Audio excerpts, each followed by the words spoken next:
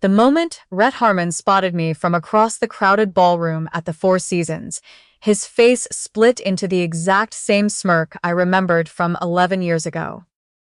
He raised his glass of bourbon toward me in a slow, theatrical toast, making sure the 6 people standing around him all turned to see what he was looking at. "Well, I'll be," he called out, loud enough to cut through the string quartet. "Lacey Morris, is that really you?" I stood at the edge of the room in my emerald green dress, champagne glass in hand, and made the deliberate choice not to flinch. What I could not have predicted, what nobody in that ballroom could have predicted, was what was about to walk through those doors behind me. My name is Lacey Cole. I'm 32 years old, and for a long time, I believed that Rhett Harmon had permanently broken something inside me that could never be repaired. We met in our junior year at the University of Texas. He was the kind of man who commanded a room without trying. 6'2", jaw like a movie star, with the easy confidence that comes from growing up wealthy in a small town where everybody knows your family name. His grandfather had built half the commercial real estate on the east side of San Antonio. Rhett was the heir apparent, and he moved through the world like someone who had never once been told no. I was 20 years old, on a partial scholarship, working 20 hours a week at a coffee shop on Guadalupe to cover what my financial aid didn't. I fell for him the way you fall for people when you're that age and that lonely, completely, and without any kind of safety net. For 2 years, I thought we were building something real. He told me he loved me. He said when he graduated and took over a stake in his family's development company, he wanted me beside him. I believed every word of it. I found out I was pregnant 2 months before his graduation. I remember the exact silence on the other end of the phone when I told him. 12 seconds. I counted them.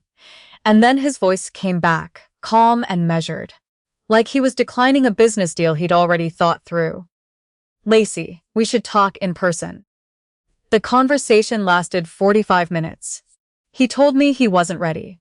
He told me he had a future mapped out, a company to run, responsibilities I couldn't understand. He offered to write me a check, one lump sum, and said it would be the cleanest solution for everyone involved. When I told him I was keeping the baby with or without him, he put his checkbook away and said he was sorry it had come to that. What I didn't know until later was that he spent the following weeks telling mutual friends that I had gotten pregnant on purpose, that I had been trying to trap him, that he had been the unfortunate victim of a calculating girl who'd seen a way out of her loan debt. Those words followed me in ways I didn't fully understand for years. I had Cooper in November. I held him in that hospital room at 3 in the morning, just the two of us, and I made him a promise out loud that his life would not be defined by the person who had chosen not to show up for it. I moved back to Austin, took a job at an architecture firm doing administrative work, and started taking online design courses at night after Cooper went to sleep.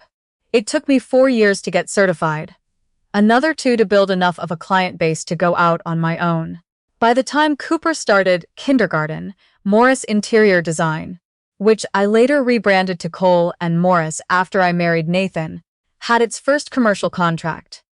That contract was for the lobby renovation of the Westin Domain. It wasn't glamorous, but it was real, and it was mine. Nathan came into my life when Cooper was 4. He was a client, initially. His company had purchased a mixed-use building in the Rainy Street district and needed someone to redesign the residential units. He was patient and thoughtful, and absolutely nothing like the men I'd been terrified of since Rhett. He never once made me feel like Cooper was a complication. On our 3rd date, he showed up with a set of toy dinosaurs because Cooper had mentioned once, to a babysitter, that he liked them. Cooper started calling him Dad about 6 months before Nathan officially adopted him. It wasn't something Nathan pushed for. Cooper just decided, one Saturday morning over pancakes, that it was what felt right. We got married on a Tuesday afternoon at the Travis County Courthouse, with Cooper as our only witness, holding a ring box that was way too big for his small hands. That was 3 years ago. The charity gala tonight was hosted by the Austin Children's Hospital Foundation. The ballroom we were standing in, the newly renovated Grand Ballroom of the Four Seasons, was a project Cole and Morris had completed earlier this year. The walnut-paneled walls, the custom millwork around the bar, the lighting design that shifted from warm gold during cocktail hour to a deeper champagne white during dinner. All of it was ours. My name was in the program. That was the reason I was on the guest list. Not because I'd finagled an invitation or shown up somewhere I didn't belong. I was here because I had earned my seat at this table.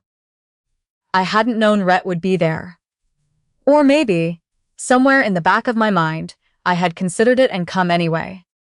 Rhett's family company had become one of the bigger private real estate players in Central Texas over the last decade, and events like this were exactly where he would be. I'd seen his name in the Austin Business Journal a few times over the past year. A new mixed-use development on the South Congress Corridor, a partnership announcement with a firm out of Dallas. He'd landed well, the way men like Rhett always seemed to land. Nathan was supposed to arrive by 7:30. He'd been stuck in a late meeting downtown. The babysitter had texted at 6 to say she had a family emergency, and we'd had to make last-minute arrangements. Cooper was coming with Nathan, just for an hour, just long enough for them to say hello and then head home together. It wasn't ideal, but these things happen. I was on my second glass of champagne when Rhett found me. He was wearing a charcoal gray suit, no tie, open collar, the Texas power casual look he'd perfected years ago. He was flanked by two men I didn't recognize and a woman in a red dress who laughed at everything he said. He looked, from a distance, exactly like someone who had never had to apologize for a single thing in his life. "Lacey Morris," he said again, when he got close enough to stop needing to shout, though I noticed he'd used my maiden name deliberately. "I heard you were doing the design work on this place. I have to say, the lighting alone tells me you've been practicing." He said it like a compliment. It landed like a footnote. "It's Lacey Cole now," I said evenly. Something shifted behind his eyes, not guilt, more like mild recalibration. "Cole," he repeated. "Right. You remarried. Good for you." He glanced around the room with the practiced ease of someone who wants everyone nearby to register that he is unbothered. "So how's the little design business going? Still doing residential, or have you moved up to hotels now?" I could feel the people around us listening. That specific quality of stillness when a room decides to pay attention. "Commercial and hospitality, mostly," I said. "The Hospital Foundation has been a wonderful client." He smiled. The smile that used to make me feel chosen, and now made me feel the full weight of what I'd been too young to recognize back then.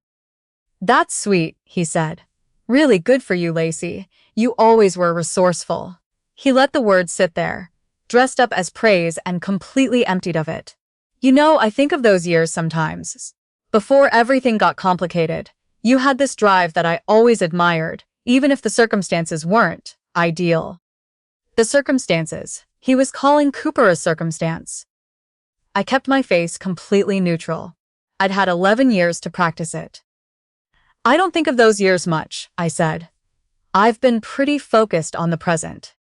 Something flickered in his expression, the faintest edge of annoyance at not getting the reaction he'd come over here to find. He set his bourbon down on a passing server's tray and squared himself toward me, dropping his voice just enough to signal that what came next was between us and the 6 people pretending not to listen. "You know, I ran into Kara Hutchins last spring. She mentioned you'd gone through a pretty rough stretch. Financially, I mean, a couple of years back. Something about a business loan that almost didn't come through." He tilted his head. "You don't have to perform for me, Lacey. I know how hard it is out here for small operators."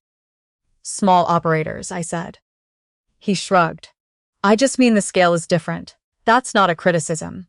Not everyone's built for the big game." He looked me over once, not unkindly, which was somehow worse. "Honestly? You look tired. Are you sleeping okay?" "Running a little boutique shop and a family at the same time. That's a lot for one person to carry. I opened my mouth. And from somewhere across the lobby, I heard the sound of small sneakers hitting the marble floor at a full sprint. Mom. The word cut through the string quartet, through the clink of glasses, through the polished murmur of 400 people in formal wear. Clear and high and completely unself-conscious. The way only a 7-year-old can call out in a room full of adults without a single trace of embarrassment. Cooper burst through the crowd in his navy blazer and khakis, his hair slightly crooked where Nathan had combed it, his clip-on tie already hanging sideways. He ran straight to me and grabbed my hand with both of his. Dad said we could stop by to say hi before we go home, and he said I could have one of the little cheese things from the table. If I asked nicely, and Mom, they have the little tiny hot dogs too. Cooper. I laughed, the kind of laugh that comes from somewhere it's impossible to fake. I crouched down and straightened his tie. Indoor voice, please. Sorry. He dropped to a whisper that carried approximately as far as his shout. They have tiny hot dogs, Mom. I heard Rhett go completely still beside me. I stood back up. Nathan was crossing the room toward us, unhurried, the way he always moved, like a man who had nowhere to rush because he arrived wherever he was going exactly when he meant to. He was in a dark navy suit, the kind of quietly expensive that doesn't announce itself. He'd loosened his tie slightly from the meeting, and he was carrying Cooper's jacket folded over one arm. He met my eyes first, gave me the small private smile that still made something in my chest feel genuinely at rest. Then he put his hand on the small of my back and leaned down to brush a kiss against my temple. Sorry I'm late, he said quietly. The meridian closing ran long. It's fine. I turned slightly. Nathan, you remember I mentioned Rhett Harmon. Nathan looked at him. I had seen Nathan Cole look at a lot of things over 3 years, contracts, balance sheets, architects who'd gone 20% over budget. He had a way of going completely calm before he said anything important, a kind of deliberate stillness that most people initially read as warmth and later came to understand was something else entirely. Rhett, Nathan said. His voice was pleasant, his eyes were not. Rhett's hand, which had been reaching out for a handshake, stopped halfway. I watched him understand something. I watched it happen in real time. The specific way a person's face reorganizes itself when a situation they thought they controlled reveals itself to be something else altogether. His complexion went from sun-warmed Texas tan to the color of old plaster. His mouth opened and then closed without producing sound.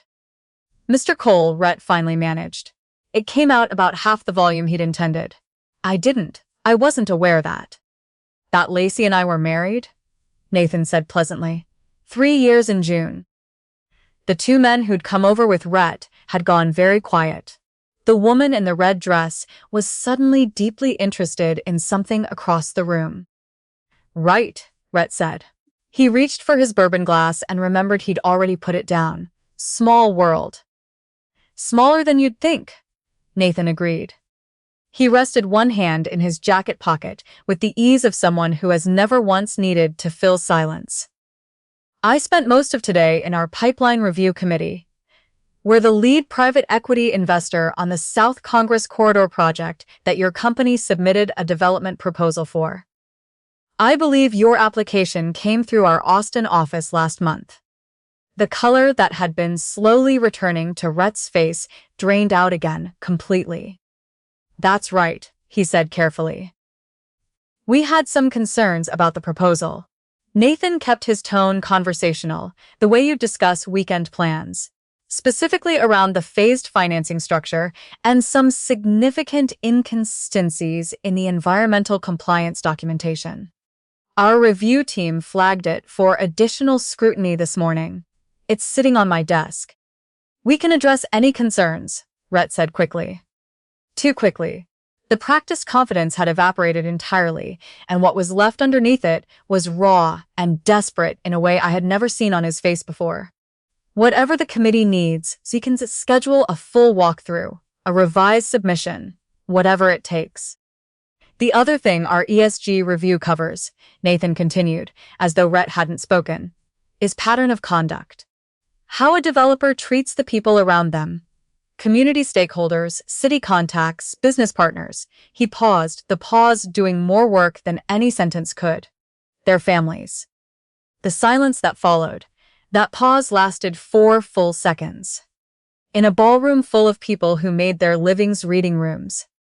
4 seconds is an eternity. I felt the awareness ripple outward through the small circle around us like something dropped into still water. The committee makes its final recommendation next Thursday, Nathan said. I'll be sure to note that you're eager to schedule a follow-up. Then he turned back to me with an expression that made it clear, simply and completely, that Rhett Harmon had ceased to be a relevant part of the conversation. The foundation director wanted to say hello. Are you ready? More than ready, I said. Cooper, who had been watching the whole exchange with the sharp attention of a 7-year-old, who understood that something important had just happened without being able to name it, tugged on Nathan's sleeve.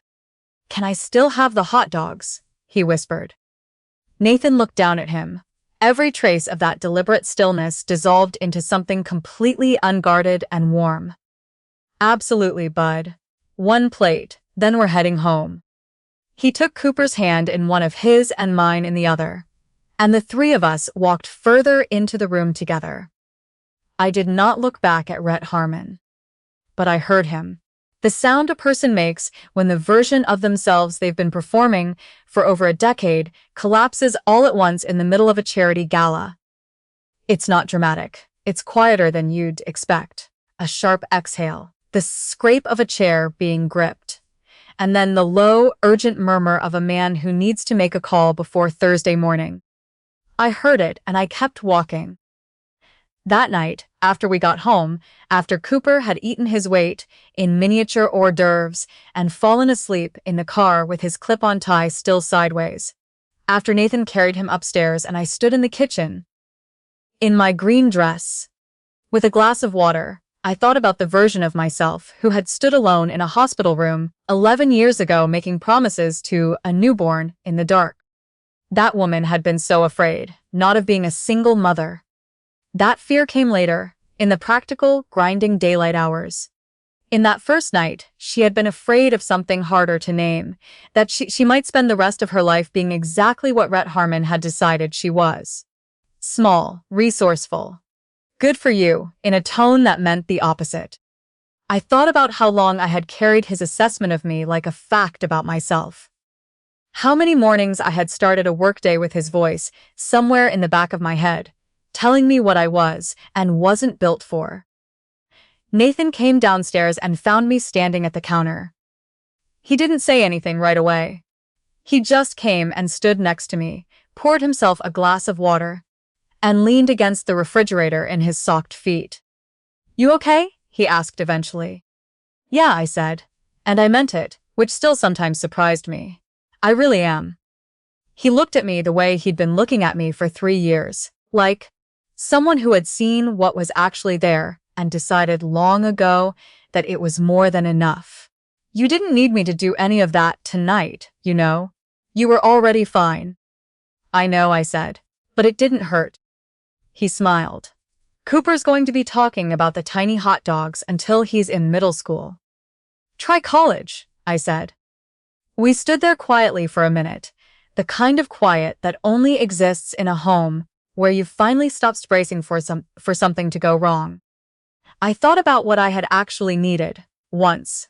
Not a man to come in and fix things, but simply to become, over a long enough stretch of ordinary days, someone who could not be diminished by Rhett Harmon's voice in a ballroom. The work that had taken was mine. Cooper was mine. The walnut paneling in that ballroom, the way the light turned gold at cocktail hour, mine.